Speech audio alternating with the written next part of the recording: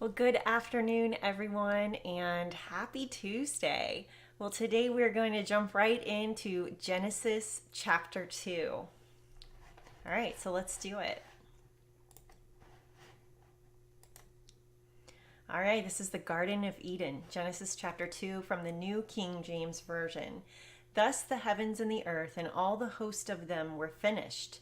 And on the seventh day God ended his work which he had done, and he rested on the seventh day from all his work which he had done.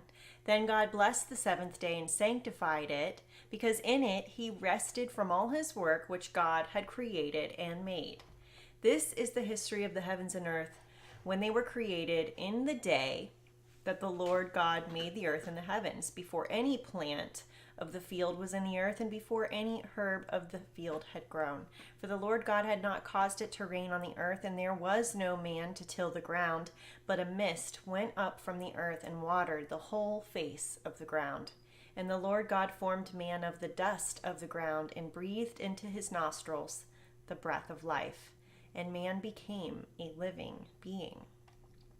Life in God's garden.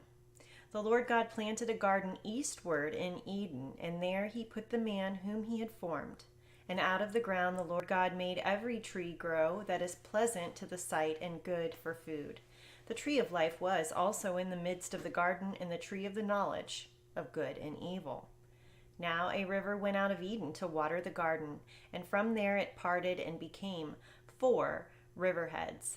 The name of the first is Pishon, and it is the one which skirts the whole land of Havilah, where there is gold. And the gold of that land is good. Bdellium and onyx stone are there. The name of the second river is Gihon. It is the one which goes around the whole land of Cush. The name of the third river is Hiddekel. It is the one which goes toward the east of Assyria. The fourth river is the Euphrates. Then the Lord God took the man and put him in the Garden of Eden to tend and keep it.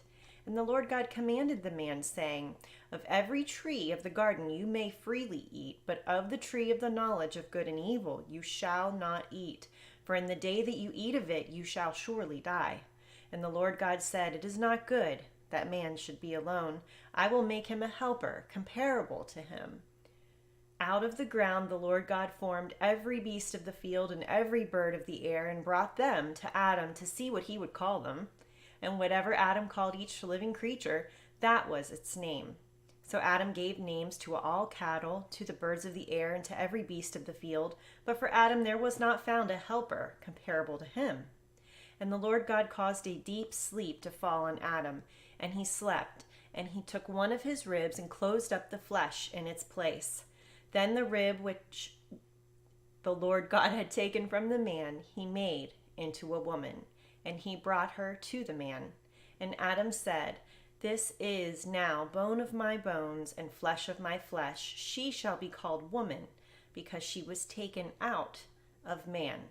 Therefore a man shall leave his father and mother and be joined to his wife, and they shall become one flesh. And they were both naked, the man and his wife, and were not ashamed.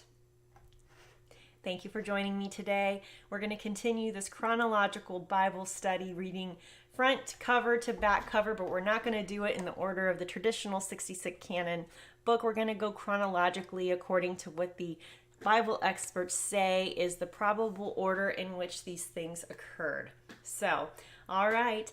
Thank you again for joining me, and we'll be back again real soon with session number 3. And on that note, I will be labeling these in number because they aren't going to go like necessarily in any order that makes sense, because we're going to be jumping all around. So I will be numbering these in sessions, and this has been session number 2. Thanks again for joining me, and I'll see you next time.